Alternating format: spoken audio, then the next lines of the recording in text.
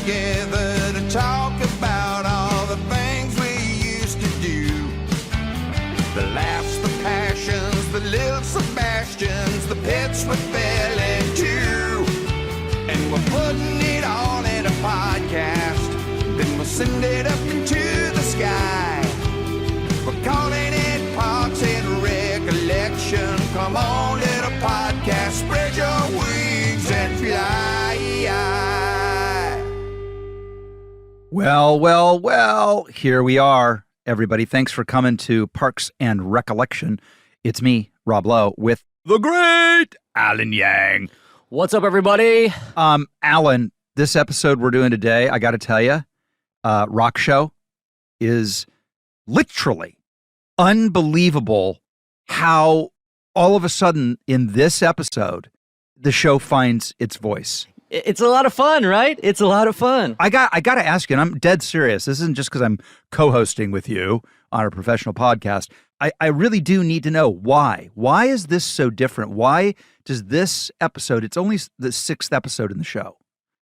It's like, I mean, honestly, episode 1 honestly feels like the Deer Hunter compared to this. It's like an Antonioni movie. Yeah, this a lot of people point to season 2, right? They're like, yeah, it changed in between seasons. Like season 1's different than season 2. But if you watch this episode, which is technically part of season 1, you see a lot of the DNA of the show. And what struck me is just the joy and the energy of this episode, right? It just feels faster. A lot of that's due to our very special guest this episode, Chris Pratt. But yeah, there's just a joy and a sort of sense of fun that I think, is building in the other episodes.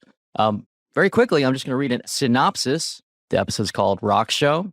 It's written by Norm Hiscock and directed by Mike Schur, aired on May 14th, 2009. And this is what happens in the episode. In celebration of Andy getting his cast off, the Parks Department is invited by Ann to a show that Andy's band Scarecrow Boat is playing. But before the show, Ann finds out his cast could have been off 2 weeks earlier, leading her to be furious with Andy. Everyone brings a date to the show aside from Mark, causing him to get drunk and hit on Ann.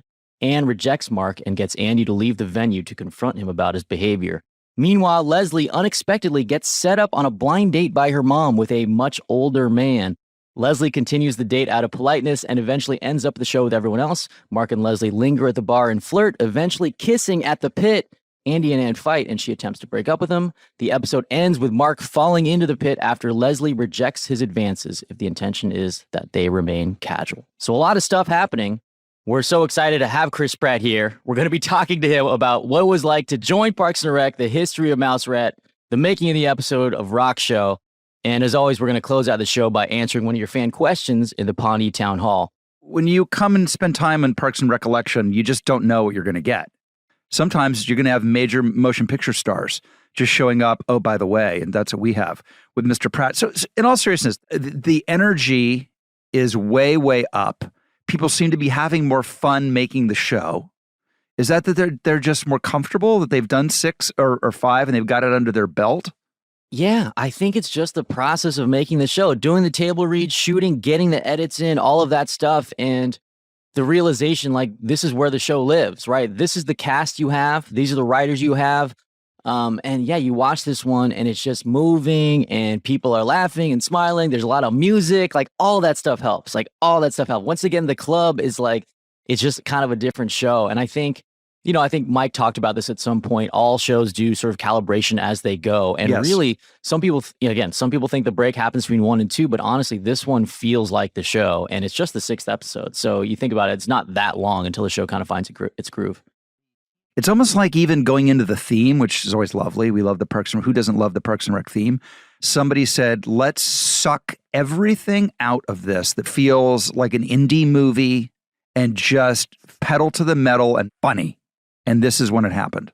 Yeah, and it gets, that cold open basically is Andy gets his cast taken off, and there's a bunch of garbage in there. There's like toys and candy and like an iPod shuffle or something. That's the era we were in, right? It's like an iPod in there. It's like a shuffle. And then at the end, he stands up and his legs are so weak, he falls over, and you go right into the theme song. And it's almost like the theme song knew what the show was before we did, right? Yes. The theme song feels like the show. It's so upbeat and warm and happy, and that's what this episode is, right? It's like the other episodes were a little bit more quote unquote realistic or sort of more of a downer. And this one is like, no, everyone's up, up, up, up. Aziz is less on sleeping pills, like he said. He's much more energetic. And then Pratt, of course, we're going to talk to him about it later, but he has this legendary talking head where he talks about all the band names, and that's like, that was sort of a touch point for the, touchstone for the show, where it's a lot of jump cuts, and he just rips off 50 jokes when he talks about his band names. Yeah, the jump cuts, that's the perfect example, just because, a show is made by performance, in no particular order, writing, performance, and production. And the production of it's different. The jump cut within the talking head, I think, is the first time that ever happened. I think. Am I right about that? It certainly feels like the first time you jumped within a talking head. Yes, absolutely. That's a huge thing. And I don't know, like, you were having fun watching it, right? It's like, this is a different thing, right? Well, it felt like Parks always felt to me when I would watch it, where I couldn't believe it was over when it was over. It just feels like I always, the one thing about Parks always is it felt like the fastest show on television. Yeah. This change in tone is amazing on a lot of levels. First of all, a lot of shows don't get a chance to survive 6 episodes where they're still figuring it out, right? So the show was blessed in that era, in that area, and now you've got a chance to figure it out. And is that just a function of people? What is it? Just the actors going, "Hey, I liked this in episode 3. I like this in episode 2." How does that happen on a show? I think it's a lot of factors. And it starts from, by the way, flexible showrunners, right? You got to watch what's coming in. You got to watch what's working, what's not working as well. Yep. And then, yes, definitely what suits the strengths of your cast, and what you realize, tone is such an ambiguous thing, right? It's this amorphous thing. What is tone? It's so many components when you're making a film or TV show, right? It's everything combined. And in this case, obviously it's pacing. It's the frequency of jokes, it's the sort of level of groundedness, and especially in this case, it's kind of just how upbeat and happy some of the characters are. Like, think about what Pratt brings to this episode, or what Aziz brings to it, and honestly, I think the cuts had started coming in, right? We had probably started watching some of the episodes, dailies were coming in. And it's like, you're almost like a scientist, right? You're like figuring out you're tinkering with your ingredients. You're tinkering with this machine and seeing what works and what is sort of not working as well. And so I think by this episode, editing is faster. The actors are sort of getting more into their characters. And you see, look at the joy that there's a scene where Ron Swanson expresses joy, right? It's like, that is, he's with his ex-wife's sister, which is a hilarious bit. And I think it just started getting faster, funnier, more, a little bit more warmth, a little bit more sentimentality, and the characters, and this sounds cheesy, the characters start to love each other. And this show ultimately is about sort of work family that loves each other. That puts it in contrast with The Office, which is like, oh, we're in prison. Like, we're in prison and we're in a gray hellhole and we have to deal with each other. And this show is more like, what if you got to work in a place where you liked your coworkers and you had a mission you all believed in, and you're led by somebody who believes in her mission and is indefatigable. So all that stuff, I know that's a lot of ingredients, but all of that comes into play as you're writing the show, directing the show, producing the show, editing the show, and finally shipping it out to the world. And this is the beginning of that, right? This is the beginning. So, very exciting moment in the show. And I'm excited to watch the rest of these episodes with you and with our listeners, because it just builds and builds, and we'll see that. We'll feel the energy as we keep watching. The show is just sillier. Yes, like 100%. It's like there's a silliness. And by the way, Chris Traeger was nothing if not silly. So, but that it starts to get set with. There's just this little bit where Leslie goes on to which he thinks is a dinner meeting, and the older guy thinks it's a date. There's a runner in this, and it's just so genius for a number of reasons. But he tries to get her. It does just a little throwaway where he wants her to try some of his food. And he's like, here it is, chicken, just a chicken. And it's just this really stupid, silly bit.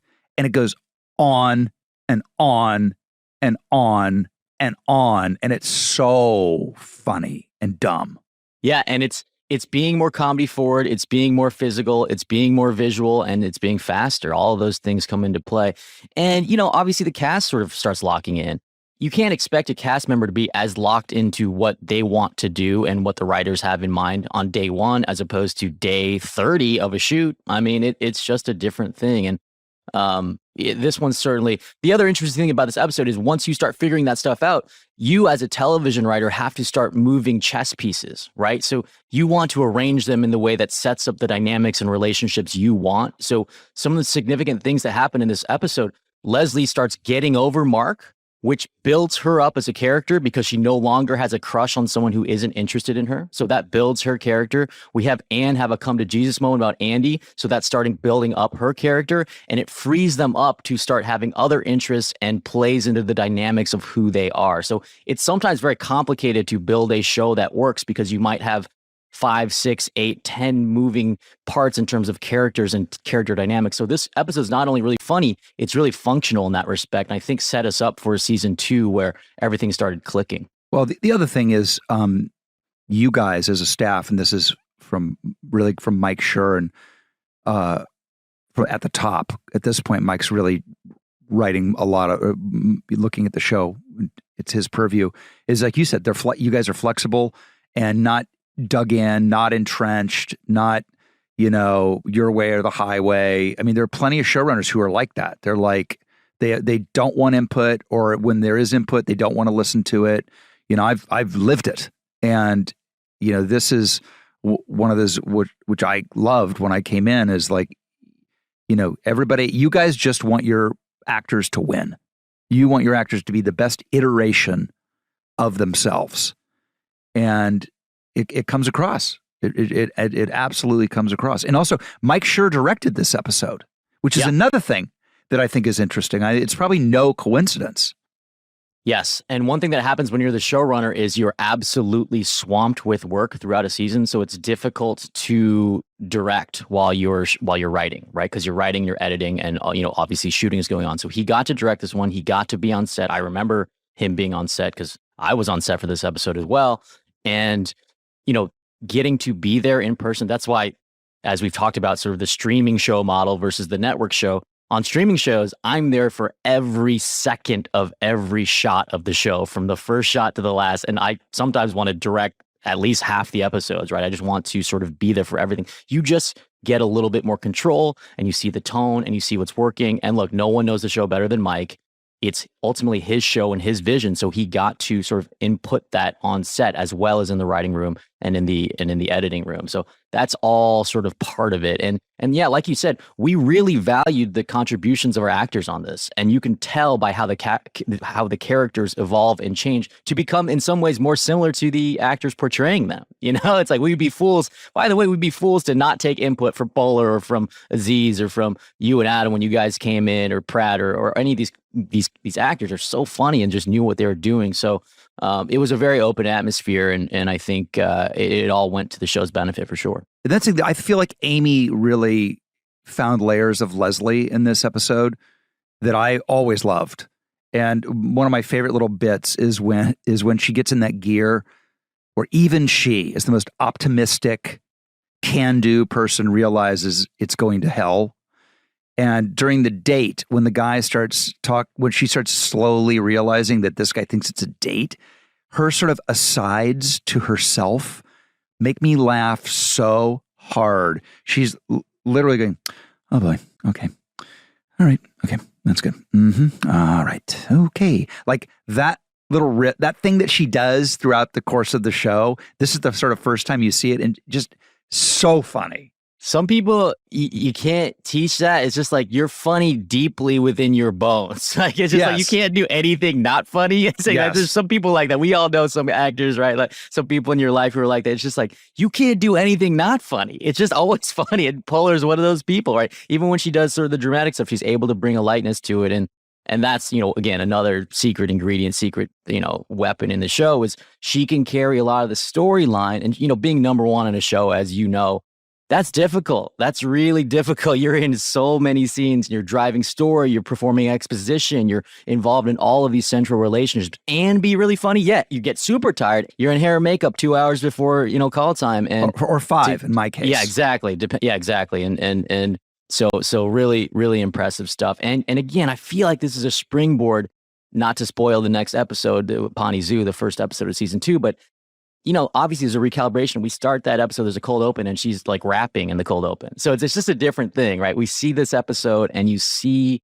what is working, and you just go after it, right? You just go after it. So it was exciting to watch. When and sound like I'm kind of obsessed. It's Ron Perkins who plays George, the old man. Yes. At one point, he talks about his kids, and then and that kind of grosses Leslie out. And then he talks about his grandkids, and that's I think where Leslie goes, "Oh my God, this guy's so old." And then he shows Leslie pictures of the kids, and I'm telling you, one of them is Ryan Seacrest. I'm not making this up, right? Because I was Seacrest. Dude, I was freeze framing it. I was freeze framing, going, "It's right." The middle picture in the guy's wallet, when he looks at it, listeners, look, one of us is right, me or Alan Yang. Take a look. I think it's like, a few seasons ahead where we did the Michelle Wee thing, and we kept sneaking her pictures into Councilman Jam's what a thing. weird bit. Oh yeah, that he had a crush on Michelle Wee. Yeah, that's my favorite. So specific. God, I forgot about that. That's kind of an amazing bit. An Also amazing disturbing. bit. Very disturbing. Oh, yeah, very. No, we go to Councilman Jam's house. And he's got posters of her. Don't forget that's coming up. Yes, I remember now. He has he's like wearing a kimono and stuff. Oh, it's one of my favorite episodes like ever. A teppanyaki grill. Yeah, we'll get to that one. But yeah, no. The character of George Gurnway, the older man that Leslie goes on a date with, is played by Ron Perkins, who happened to be the husband of one of our casting people, Nancy Perkins. But he did a great job. He was like, it was really funny, but not teetering into sketch, right? You're like, you do kind of feel for this guy. And his talking heads were kind of good. His talking heads were like, yeah, it's going well. It's like, he was absolutely flippin' fantastic in this. Yeah. I was blown away at how funny he was. And that's the other thing about shows is when you do multiple storylines, A story, B story, C story. Oh, wait, guess who just appeared on my screen? Who is that? Yes.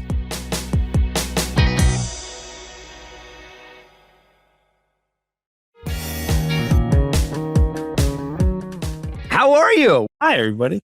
Can you even think, as you are now rescuing your family, saving the world, can you even remember a day when you were Andy Dwyer? Yes, I can. Like it was yesterday. It was wild. If that's not lost in your foggy memory. I mean, some of it is. There was a lot, 7 years, right? And it was a period in my life that I was taking significantly less care of myself, like there's a lot of brain cells were lost in that era. And so I remember some of it. Yeah.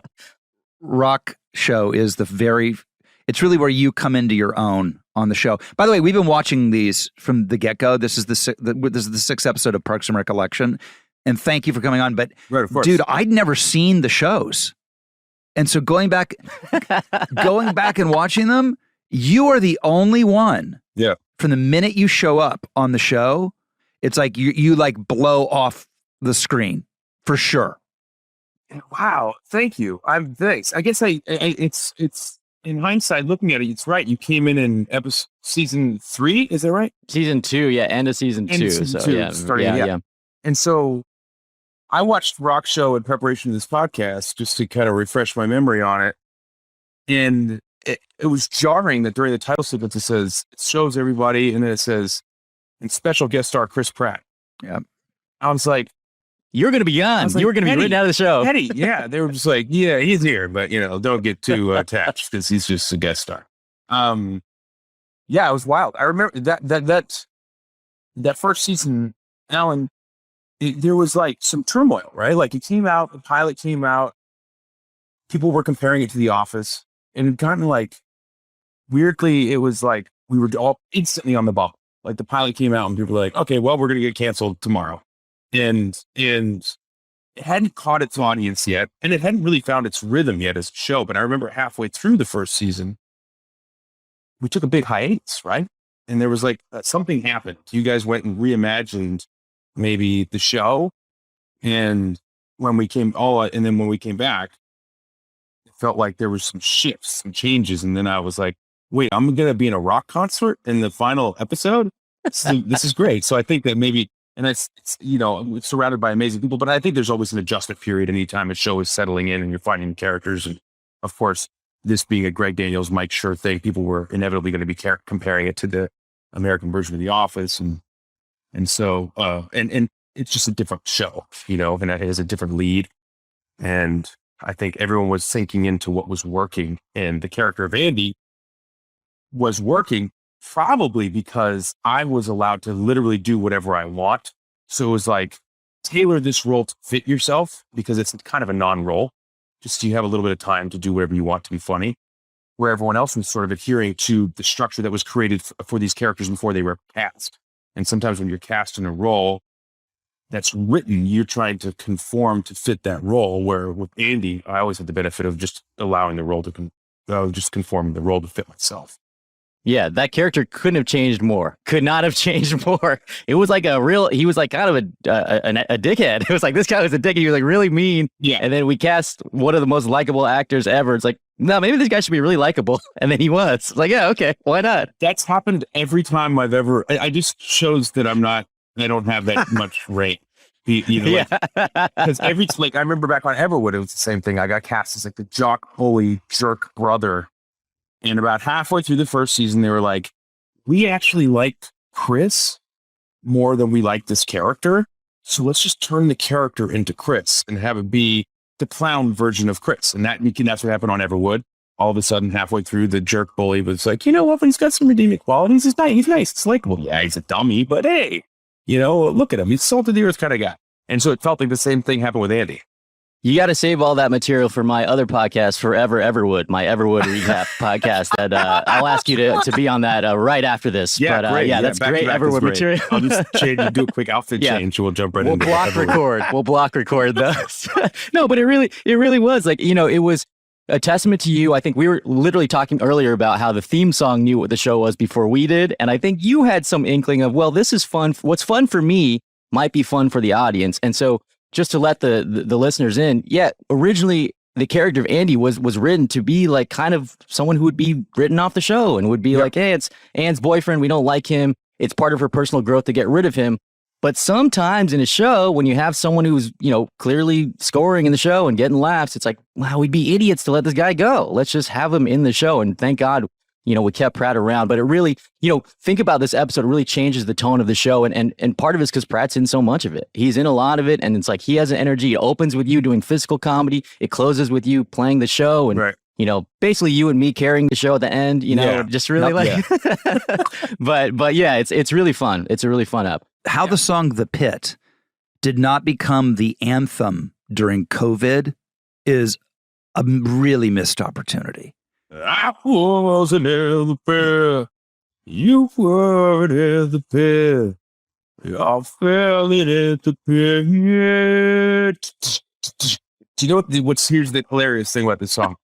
He goes, we all fell in the pit. Take down to the paradise city grass. That's the song. It's actually Paradise City. It's the chord progression of Paradise City. Yeah, that drum fill is just Paradise City. It goes like, it goes into it, man. We practiced that song a million times. We played it a million times. We went. Do you remember that we went to that studio to practice it, and then we played it live in the shoot, man? It was actually really fun. I played guitar just recreationally for fun. I guess, did I say recreationally and for fun? I think it's a little redundant. I played guitar, not professionally. And then we got to do a band practice and we became a band. And we had band practice and we rehearsed and we got to play a live party. We got to play that stuff live and then we got to play the rap party live. It was cool. Mouse Rap became a real thing and it was really cool. Mike Schur made me join the band because he was like, you were in a punk rock band when you were a kid, right? So I played in a band when I was like 17. And he's like, it'll be really funny if you're just going to be in this one episode. Like, you'll just be in this one episode. Like, you'll play in the background. You'll come to set this one time, and then Pratt will sing or whatever. It's easy. And then, of course, Mouse Rat is in 15 episodes. So it's like, you got to keep going to set, keep learning the songs. But Pratt's right. Like, the thing that was fun about it is we would actually learn the songs, and then we would play them at the rap party every year. Whatever 5 Mouse Rat songs we learned that year, we would play at the rap party. Yeah, so that was really fun. Essentially all pretty much the same song. 1, 4, 5. Yeah. Yeah. And we're going to have an album out now. Did you know about that? I saw that. Yeah, I saw that. Did you record that? You recorded it while we were doing the show. I guess. Yeah. It's Mouse Rap, the awesome album. It's all the songs that we did on Parks and Rec. No one consulted me about it. They're like, no. Hey, do you want to promote this album? I was like, what? There's an album? And then they were like, yeah, do you want to promote it? And part of me is like, yeah, that'd be cool. I've always wanted to have that be like that actor who has the Vanity album. You know, I hope it gets 1 million copies and I get the fucking the platinum album on my wall. But then on the other hand, I'm like, but you're not gonna like, I don't think I'm being compensated for this beyond the whatever $15,000 an episode I was making for the show or something. Yeah, me neither. Like, I think no. I think I'm going to say no. A hard pass on promoting your album. Your album. They didn't tell anybody. I don't think they told Mike. I don't know. It just came out. I don't know what I saw. I was like, wait, what? I was like, I'm in Mouse Rat. I didn't know about that. I just hope that Mark Rivers gets compensated because that dude is the heart and soul and brains and talent behind Mouse Rat. So if anything, I would just advocate that Mark be taken care of because he did such a great job. Absolutely. Mark Rivers was the drummer in Mouse Rat, and he wrote pretty much all the songs. And I think he recorded a lot of the tracks. And like he would record a scratch track, and then Chris would sing the actual vocals. But he's a really funny guy, and he's a great musician, and he wrote all these songs. Yeah. Really complicated, as we said, GCD type songs, but they are pitch perfect for what it is, right? They're pitch perfect for what it is. And in fact, if you go into the lyrics of the songs, which I think he would get credit for writing for the most part, they're brilliant pieces of comedic writing. I mean, I think there's one song, I don't know if it was a Mark Rivers song, but one song is called Two Birds Holding Hands. And it says, 2 birds holding hands, so much better than one. And it's like the idea that birds are holding hands. And then it's this whole thing like we could fly through the ocean. Really good, bad lyrics. And of course, every song includes the lyrics, spread your wings and fly. Yeah. So that's spread your wings and fly is in every chorus. It's in every, that's just good writing. This episode's legendary for your talking head on band titles. Yeah. For the listeners, that is Pratt riffing. I mean, yes, there were some written for him, but then he started just riffing and ad-libbing, and Mike Schur, who directed it, was smart enough to go, just keep going, man. Give me a bunch of them. What's your favorite one looking back on? Because I have mine. We were 3 Skin, and then we got the bassist, and we became 4 Skin. He had Real Suicide, Razor Dick. That's like anything that's to do with dicks. I always laugh at. It's a good run though. I was really proud of that. The truth is, here's the truth. Here's the truth behind that whole ad lib, and it's really the truth behind most of my ad libs on Parks and Rec and anything that I've done in my life. I think that ad lib, some of it just comes in the moment, but I think that the best ad libs are the result of writing ahead of time and then hubris. And the acting is actually pretending like you're coming up in the moment with the stuff that you're coming up with, but you've thought about it way in advance. So you have like 5 pages of material that you can write. That list of band names was something I had written for the audition because I knew that the guy was a rocker guy. And I just spent 2 weeks leading up to this audition at the time. It was a period in my life where the beacons in my life were the auditions that were coming up. So it was like, I have 2 weeks before that moment. I would hyper focus on that moment for the entire 2 weeks leading up to it. And so I had a whole list of all the names for the audition, hoping that I would have an opportunity in that audition to do some improv and to say the band names. I never got to say them. And then in the finale episode, this kind of talking head came up about the band name. And I was like, this is going to be great. I'm going to maybe break out that list. And then, and it's so like at the time, everyone was like, wow, see if you improv. It's crazy. You're coming up with this in the moment. And you're like, I don't even know what happened, but because you don't want to say like, no, I wrote this. Cause they'll be like, okay, leave the writing to us. We're actually writers and you're just an actor. And so I think that's where that really, really came from. It felt kind of like a dream come true to be in that moment and to be like, this is to do that run and have people laughing off camera, be like, holy shit, like I got to do it. I got to do this for these guys. I got to do my comedy. I got to do it. There's my clown. I've been building up that clown for like 6 months at that point. That was really cool. It's like really heartwarming because it's when opportunity meets preparation, right? You wanted something really bad and you put the work in and you have the talent. So it's like all of that coming together. And like, it was like we had a couple names in there, but so many of them were ones that you wrote too. It's like, man, it's just really funny. And I totally forgot like how many there are. It's really like there's 6 of them that have orange in them. It's like the 6 of them have dick in them, and 6 of them have orange in them. Everybody loves orange. Everybody loves orange. That was definitely a writer line. I remember that. That's a funny one. I wrote. I think I hate to. I think I wrote nothing rhymes with Blorange. Yeah, which is like the third escalation. Yeah, it was like or whatever. Nothing rhymes with orange. Everything rhymes with orange. Nothing rhymes with Blorange. It's just like it's like 7th level joke on a joke. Yeah, it really was. You're right. There were actually a lot. I'm remembering a lot of those were written, and then maybe it was just a coincidence that I had also prepared a bunch for the audition and had this list going. I remember I was like, weirdly, even before iPhones, like before you could have notes on your phone. So I had like a little notepad put on my Andy Dwyer. That's crazy. Do you remember your audition? Yeah. Oh, I do. I remember my audition was at CBS Radford. I remember walking up to, I was supposed to play this guy who's like a loser boyfriend, rock and roll guy who's kind of a scum. He's the, impetus for Anne getting into the Parks Department, but then kind of disappears, and everybody knew that. And when they pitched it to me, they were like, it's 6 episodes and it'll be done. It's a 6 episodes of TV with special guest stars. Great. So I was very intentional about staying up almost the whole night before to just really come in and be like a wreck, because I thought that would be helpful. And then so I went in, and I remember there was an actor that I had worked with. I won't say who it was, but that I had worked with before, who was auditioning for something. And he was like, Jesus, man, what's wrong with you? Like, you look terrible. I was like, yeah, I kind of stayed up. I was like, kind of trying to do, trying to do this method thing, staying up. He's like, method? More like meth head. And I was like, what a dick. Like, it was like one of those moments, like I went into it, I was like, oh, that was a big mistake. I shouldn't have stayed up. Now I look like I'm a meth head. And then I walked into the lobby, and there was everyone there, including, people that I recognized that were comedic stars. It's like, oh man, here we go. The nerves were kicking in, and I went into the audition. And for the audition, we started talking, and I remember at the time I was playing a lot of Grand Theft Auto, and at my friend Curtis's house. And a big funny thing that we would do in Grand Theft Auto is they gave us cheat codes, and you could use a cheat code to spawn a boat and then take the boat around. But if you spawn the boat in the middle of the city, a boat could just fall into the road. So we should walk around. We were a little stoned, and we would walk around and just drop boats. We thought that was hilarious.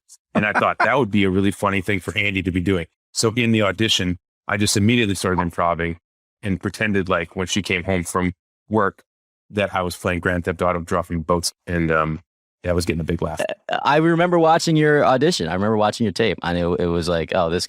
we watched a few tapes. It's like, yeah, I mean, this guy's so naturally funny. And again, it was probably like, this guy's a little bit too likable, but let's just cast him and see what happens. And then we just rewrote the character entirely. It's like, why not? Right. It's like, comparing this to like that version of Andy to obviously later in the run, it's so funny, man, because he just becomes the most likable character. He's just an idiot who always has good intentions. Incompetent and confident. The best. That is that combination. Supremely confident. Yeah. That's a great combination. You can't go wrong comedically with that. No, you're right. The irony is built in. Every time he smiles, it's funny because you're like, you have no reason to be so happy. Idiot. He can't do simple math. There's an episode where he's deciding whether he can date April, and it's like, I can't divide my age in 2. Yeah. Like, I don't know how to divide. It's like, this is so troubling. It's like, oh man. But yeah, I'm thinking back, remembering like the table reads and stuff. It's like, I remember you coming in. It's like, who is this guy? Like, like the cast is like, some of them were like UCB people and stand-ups and stuff. Like, you were coming in, drive a truck, and like, also the cast is tiny and you're massive. So it's like everyone in the show is like 5'10" and under. And then Pratt comes in, he's like 6'5". It's like, who is this guy? He's like, he's got a lot of energy. And I just remember those table reads. It's just a lot of fun. It was like figuring out what the show was. It was so fun. It was 7 minutes from my house. Yes, in LA. I remember that. So yeah, I would be like, oh, my call time's in 8 minutes. I better go.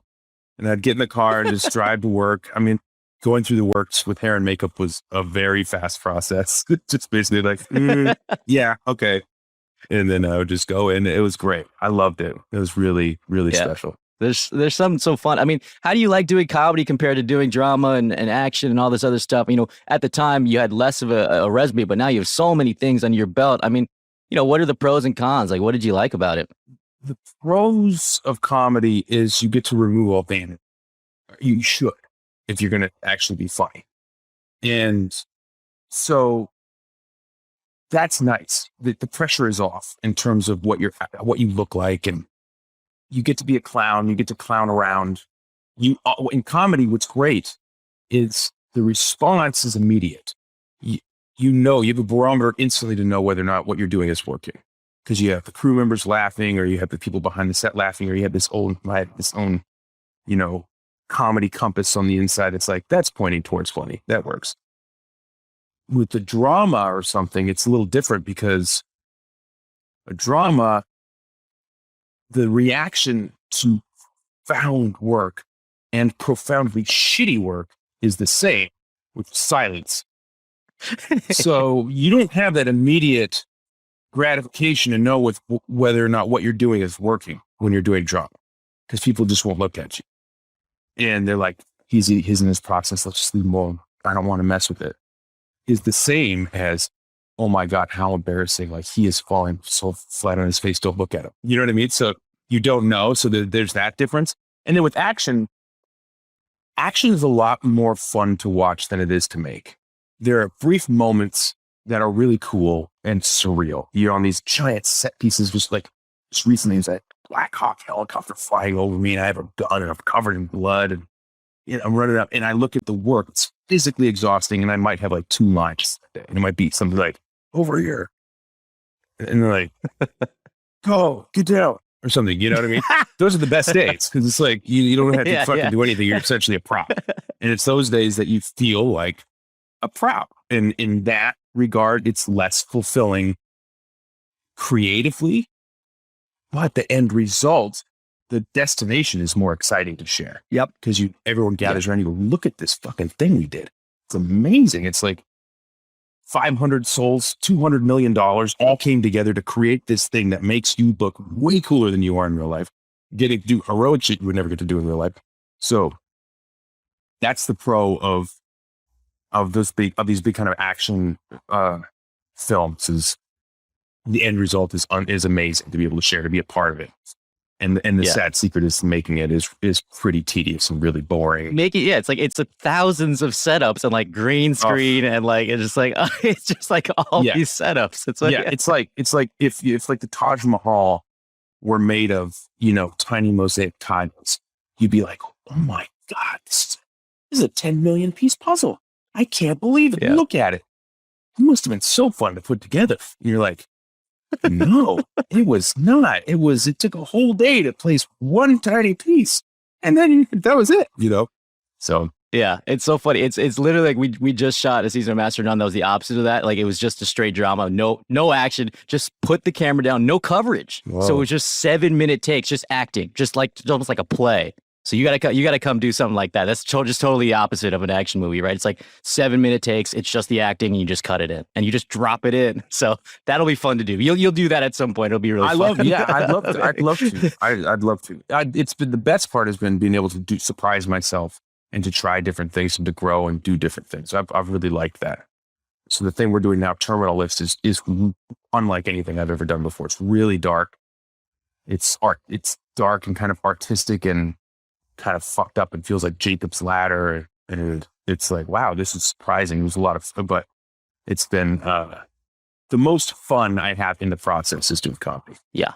I mean, when people talk about what acting is, I'm like, okay, so watch Pratt in, you know, as Andy, particularly maybe when you were carrying me down the, there's a picture on the internet of you carrying me where I look like a small baby.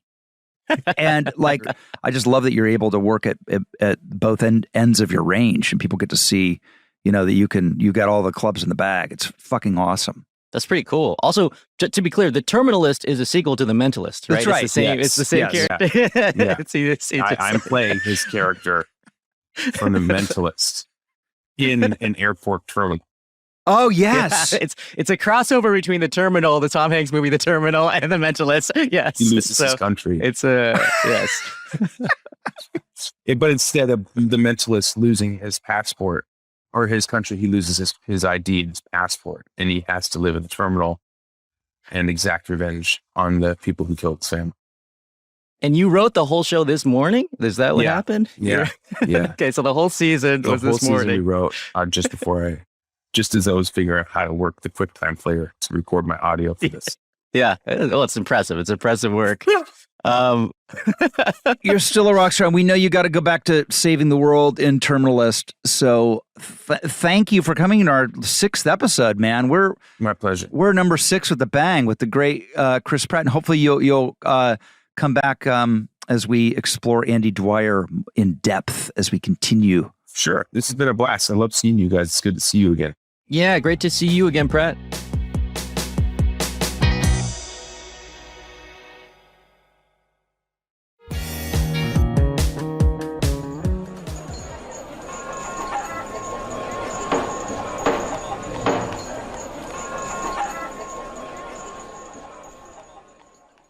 Shall we do the Potty Town Hall? Let's go, right? So this is a segment where we take questions from you guys. And this comes to us from Nicholas. I absolutely love the pod. Thanks so much for doing this. My question is, do you think we would ever get a Parks Office reunion crossover? Wow. A Parks Office reunion crossover. I would love it. Very good question, Nicholas. I'm there. I mean, who wouldn't be? I would love that. You know, I think the decision has to be made by the two creators of the show, Greg Daniels and Mike Schur. I don't know, man. My feeling is they never did it while the shows were on, and crossovers are always kind of dicey, right? It's always like, man, is it going to get weird? Is it like, sometimes shows have different tones. Obviously, it would be fun. I mean, you want to see Ron Swanson and Dwight Schrute talk to each other. You want to see Michael and Leslie talk to each other. I mean, I would say never say never, but I don't know the likelihood of either thing happening. I don't know, man. Maybe I should text Mike and Greg and see if they're interested in it. But Nicholas, you need to find out the current president of NBC is, and you need to pick it and bang on pots and pans. We can have this, and I would do it. I'm there. You get Carell, you go to his house, you stand on Steve Carell's helipad, and you're just like, man, we need you back where you belong. What about you, Alan? Be fun for the fans. I know that Parks did kind of a COVID reunion thing that they shot in their homes over Zoom, and that was pretty fun. I know 30 Rock did one too, but man, a reunion crossover, it's almost like two different things happening at the same time. But yeah, maybe we'll have Greg on and ask him about that, and Mike too. They would probably deflect like I'm kind of doing now and just filibuster, much like Leslie in that first season episode. That's right. And that's all we have for this episode. I hope you enjoyed listening. Subscribe wherever you get your podcasts and tell a friend. Thanks to producer Greg and producer Schulte. Goodbye from Pawnee. This episode of Parks and Recollection is produced by Greg Levine and me, Rob Schulte. Our coordinating producer is Lisa Berm. The podcast is executive produced by Alan Yang for Alan Yang Productions, Rob Lowe for Low Profile, Jeff Ross, Adam Sachs, and Joanna Solitaroff at Team Coco, and Colin Anderson at Stitcher. Gina Batista, Paula Davis, and Britt Kahn are our talent bookers. The theme song is by Mouse Rat, aka Mark Rivers, with additional tracks composed by John Danik. Thanks for listening, and we'll see you next time on Parks and Recollection. This has been a Team Coco production in association with Stitcher.